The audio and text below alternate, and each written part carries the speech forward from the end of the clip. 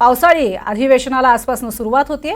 महाराष्ट्र गीत झालेलं आहे आणि त्यानंतर आपण बघतोय संसदेमध्ये राष्ट्रपतींचं अभिभाषण होणार आहे आणि त्यानंतर संसदेच्याही कामकाजाला सुरुवात होणार आहे। हे दोन दृश्य, एकीकडे पावसाळी अधिवेशन हे आजपासून सुरू होते, तर 3 दिवसांपूर्वी संसदेचं कामकाज जे आहे अर्थातच सगळ्या नवनिर्वाचित खासदारांचे शपथविधी पार पडलेत आणि त्यानंतर आता राष्ट्रपतींचं अभिभाषण होईल। दिलेला राजीनामा ही पुढील दिनांक काल लोकसभा अध्यक्षांची निवडणूक प्रक्रिया पार पडली आणि ओम बिर्ला यांची निवड ही आवाजी मतदानाने झाली। त्यानंतर संसदेच्या कामकाजाला आता सुरुवात होतीये, ती मात्र राष्ट्रपतींच्या अभिभाषणाने। दिनांक 10 एप्रिल 2024 रोजी मध्यान्होत्तर प्रणीति सुशील कुमार दायित्व निभाएंगे। 140 करोड़ देशवासियों की आकांक्षाओं की पूर्ति का माध्यम बनेंगे। मैं श्री ओम बिरला जी को लोकसभा के अध्यक्ष की गौरवपूर्ण भूमिका के निर्वहन के लिए शुभकामनाएं देती हूँ। उनके पास सार्वजनिक जीवन का बहुत व्यापक अनुभव है। मुझे विश्वास है कि वे लोकतांत्रिक परंपराओं को अपने कौशल से नई ऊंचाई से देने में सफल होंगे। माननीय सदस्यगण, मैं आज कोटि कोटि देशवासियों को की तरफ से भारत के चुनाव आयोग का भी आभार व्यक्त करती हूँ। ये दुनिया का सबसे बड़ा चुनाव था। करीब 64 करोड़ मतदाताओं ने उत्साह और उमंग के साथ अपना कर्तव्य निभाया है। इस बार भी महिलाओं ने बढ़ चढ़कर मतदान में हिस्सा लिया है। इस चुनाव की बहुत सुखद तस्वीर जम्मू कश्मीर में भी सामने आए हैं।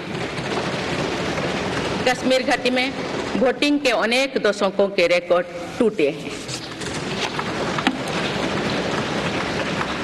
बीते 4 दशकों में कश्मीर में हमने बंद और हड़ताल के बीच कम मतदान का दौर ही देखा था।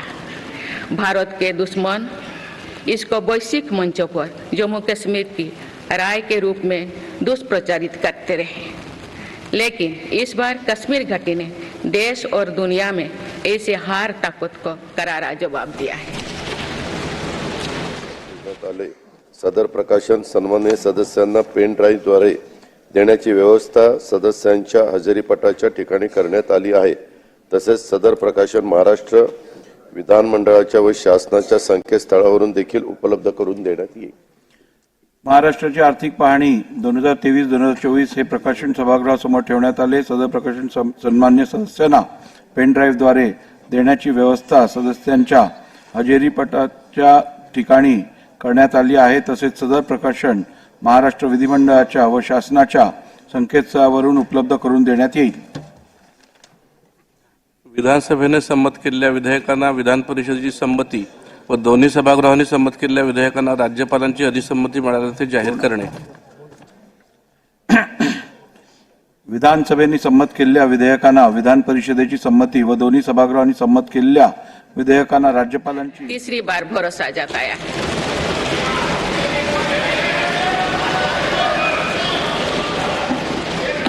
भारत के लोगों को ये पूर्ण विश्वास है कि उनकी आकांक्षाएं सिर्फ मेरी सरकार ही पूरा कर सकती है।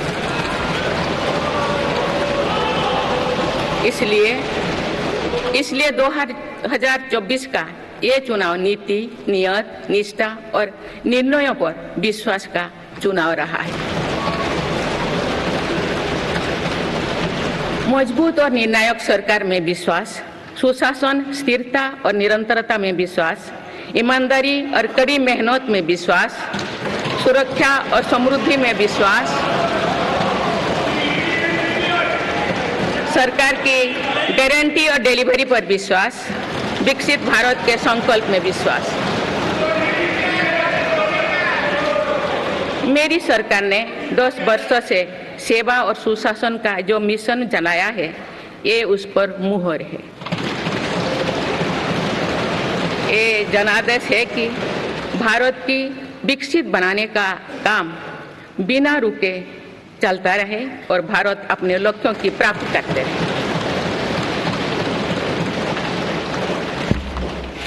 माननीय सदस्यगण, 18वीं लोकसभा कई मायनों में एक ऐतिहासिक लोकसभा है। ये लोकसभा अमृतकाल के शुरुआती वर्षों में गठित हुई है। ये लोकसभा देश के संविधान को अपनाने के 75वें वर्षों की भी साक्षी बनेगी। मुझे विश्वास है कि इस लोकसभा में जन कल्याण के फसलों का नवीन अध्याय लिखा जाएगा। आगामी सत्र में मेरी सरकार अपने इस कार्यकाल का पहला बजट पेश करने जा रही है। ये बजट सरकार की दूरगामी नीतियों और फ्यूचरिस्टिक विजन का एक प्रभावी दस्तावेज होगा। इस बजट में बड़े आर्थिक और सामाजिक निर्णयों के साथ ही अनेक ऐतिहासिक कदम भी देखने को मिलेंगे। भारत के तेज विकास की जन आकांक्षाओं का पूरा करने के लिए रिफॉर्म्स की गति अब और तेज की जाएगी। मेरी सरकार का मत है कि दुनिया भर में निवेशकों को आकर्षित करने के लिए राज्यों में स्वस्थ स्पर्धा हो। यही कॉम्पिटिटिव कोऑपरेटिव फेडरलिज्म की सच्ची स्पिरिट है। राज्यों के विकास से देश का विकास, इसी भावना के साथ हम आगे बढ़ते रहेंगे। माननीय सदस्यगण, रिफॉर्म, परफॉर्म और ट्रांसफॉर्म के संकल्प ने आज भारत को दुनिया की सबसे तेजी से बढ़ने वाली अर्थव्यवस्था बना दिया है। 10 साल में भारत 11वें नंबर की अर्थव्यवस्था से ऊपर उठकर 5वें नंबर पर पहुंचा है। साल 2021 से लेकर साल 2024 के बीच भारत में औसतन 8% की रफ्तार से विकास किया है और ये ग्रोथ सामान्य समय में नहीं हुई है। बीती वर्षों में हमने 100 साल की सबसे बड़ी आपात देखी। वैश्विक महामारी के कालखंड और विश्व के अलग अलग कोने में चल रही संघर्षों के बावजूद भारत ने ये विकास दर हासिल की है। ये बीते 10 साल के रिफॉर्म्स और राष्ट्रहित में के लिए किए गए फैसला के कारण संभव है। आज भारत अकेले ही दुनिया की ग्रोथ में 15% का योगदान दे रही है। अब मेरी सरकार भारत को विश्व की 3रे नंबर की इकोनॉमी बनाने में जुटी हुई है। इस लक्ष्य की प्राप्ति विकसित भारत की नींव को भी मजबूत करने में के काम करेगी।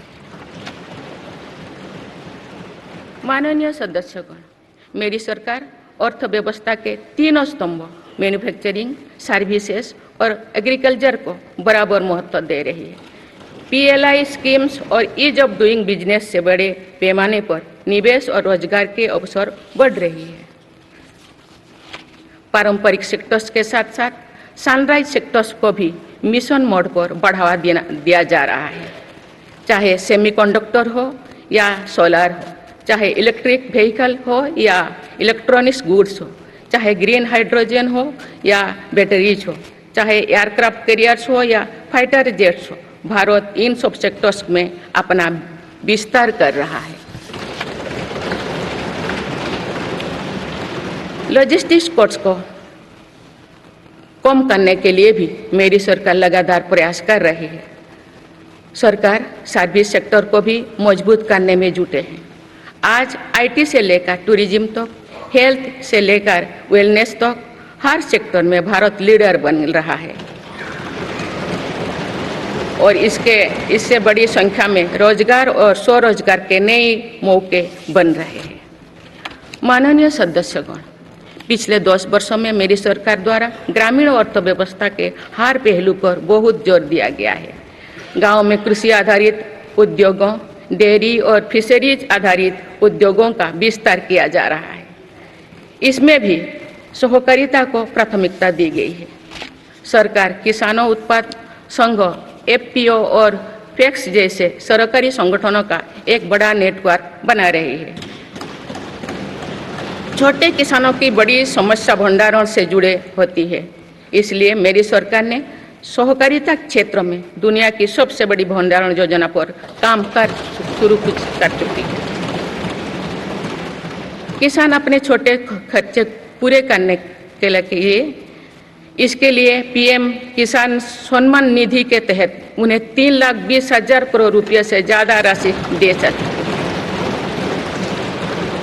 मेरी सरकार के नई कार्यकाल के शुरुआत दिनों से ही किसानों को 20,000 करोड़ रुपया से अधिक की राशि ट्रांसफर की जा चुकी है। सरकार ने खरीफ फसलों के लिए एमएसपी में भी रिकॉर्ड वृद्धि की है। माननीय सदस्यगण, आज का भारत अपनी वर्तमान जरूरतों को ध्यान में रखते हुए अपनी कृषि व्यवस्था में बदलाव कर रहा है। हम ज़्यादा से ज़्यादा आत्मनिर्भर हो और ज़्यादा से ज़्यादा निर्यात से किसानों की आमदनी बढ़े, इस सोच के साथ नीतियाँ बनाई गई है, निर्णय लिए गए हैं। जैसे भारत दलहन और तिलहन में दूसरे देशों पर निर्भरता कम करने के लिए देश के किसानों को हर संभव मदद दे रहे हैं। ग्लोबल मार्केट में किस तरह के फूड प्रोडक्ट की डिमांड ज़्यादा है, इसके आधार पर नई रणनीति बनाई जा रही है। आजकल ऑर्गेनिक उत्पादों को लेकर दुनिया में डिमांड तेजी से बढ़ रही है। भारत के किसानों के पास इस डिमांड को पूरा करने के पूरा भरपूर क्षमता है। इसलिए सरकार प्राकृतिक खेती और इससे जुड़ी उत्पादों की सप्लाई चेन को सशक्त कर रही है।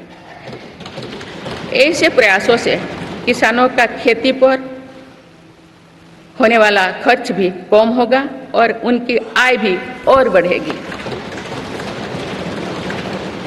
माननीय सदस्यगण, आज का भारत दुनिया की चुनौतियां बढ़ाने के लिए नहीं बल्कि दुनिया को समाधान देने के लिए माना जाता है। विश्व बंधु के तौर पर भारत ने अनेक वैश्विक समस्याओं के समाधान को लेकर पहल की है। जलवायु परिवर्तन से लेकर खाद्य सुरक्षा तक, पोषण से लेकर सस्टेनेबल एग्रीकल्चर तक हम अनेक समाधान दे रहे हैं। हमारे मोटे अनाज श्री अन्न की पहुंच सुपर फूड के तौर पर दुनिया के कोने कोने में हो, इसके लिए भी अभियान चल रहा है। भारत की पहल पर पूरी दुनिया ने वर्ष 2023 में इंटरनेशनल मिलेट्स ईयर मनाया है। आपने देखा है हाल ही में पूरी दुनिया ने अंतर्राष्ट्रीय योग दिवस भी मनाया है। भारत की इस महान परंपरा की प्रतिष्ठा विश्व में लगातार बढ़ रही है। योग और आयुष को बढ़ावा देकर भारत एक स्वस्थ विश्व के निर्माण में मदद कर रही है। मेरी सरकार ने रिन्यूएबल एनर्जी की क्षमता भी कई गुना बढ़ाई है। हम जलवायु से जुड़े लक्ष्यों को निर्धारित समय से पहले प्राप्त करने की दिशा दिखा रहा है। नेट जीरो के लिए आज भारत के प्रयास कई दूसरे देशों को प्रेरित कर रहे हैं। इंटरनेशनल सोलर अलायंस जैसे पहल पर आज रिकॉर्ड संख्या में दुनिया के देश हमारे साथ जुड़े हैं। माननीय सदस्यगण, आने वाला समय ग्रीन एरा यानी हरित युग का है। मेरी सरकार इसके लिए भी हर जरूरी कदम उठा रही है। हम हरित उद्योगों पर निवेश बढ़ा रहे हैं जिससे ग्रीन जॉब्स भी बढ़े हैं। ग्रीन एनर्जी हो या फिर ग्रीन मोबिलिटी, हर मोर्चे पर हम बड़े लक्ष्यों के साथ काम कर रहे हैं।